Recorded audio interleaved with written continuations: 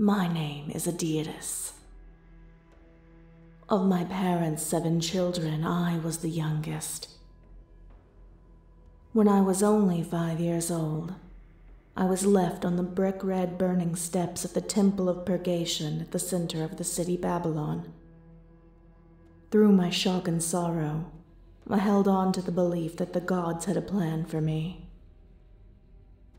My new life was one of quiet servitude. I would tend to the gardens, prepare ceremonial meals, and polish the ceremonial incense burners. At night, I would pray for a sign that would reveal my purpose. When I came of age, I tended to the high-ranking priests during the yearly worship of the sea-goat, the god of water and creation. Swinging a censer down the great and towering hall, I cast thick black clouds that reached the cold, towering stone pillars before dissipating. And just like the smoke of my censer, my worries disappeared, and the resulting bliss made me feel closer to the gods than ever. I worked myself to the bone each day that followed, fulfilling my duties while taking on new ones, aiding the priests during purification rituals as I was needed. As time drew on, the priests were more and more in need of assistance. Cleansings were being performed daily to answer the demand from outside the high temple walls, where a catastrophic plague had surfaced. Within months, the priests that I worked so closely with had also contracted the disease. It did not take long before they became too weak to perform any kind of ritual. I, having assisted during many purification rituals, was the only one able to carry on. The swelling panic had to be contained, and I did what I could, even though I had little experience. I was anxious before my first ceremony. I visited the priest's sanctuary chamber to prepare my mind. When I lit the candles, I noticed a narrow opening at the back of the room. I slid through the gap, reaching a crypt hidden underneath the sanctuary. The chamber was bare except for the golden statue of a woman, who stood with outstretched hands, her fingers covered in jewelry.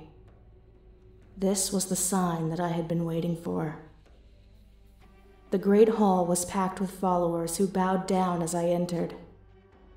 I strode to the brick altar and grabbed a ceremonial dagger forged in silver, my ruby-ringed fingers wrapping around the blade like claws. The sudden display of luxury intrigued my followers, who were struck already by my youth and beauty, something they had not yet been accustomed to. As I began to recite the epic of creation, a woman at the back swooned and collapsed. I rushed quickly to her and noticed the black blisters covering her feet. Without hesitation, I grabbed my sacred blade and swung it at my own foot, severing one of my toes. I then offered the bloody part of my body to the gods, asking them to protect the woman. A silence fell over the followers, who revered me as their priestess for the sacrifice that I had so willingly made. Tales of my wealth, beauty, and devotion began to spread across the city as quickly as the disease. Soon, my followers called me the High Priestess of Babylon. But my faith was tested when I began to show the first signs of infection. My cough became speckled with blood, my neck erupted in abscesses, and my injured foot began to darken.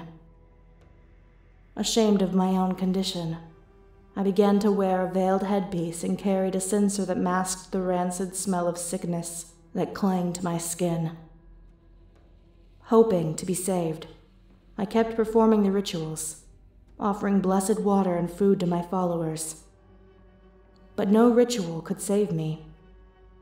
In a desperate attempt to appease the gods, I banished myself from the city.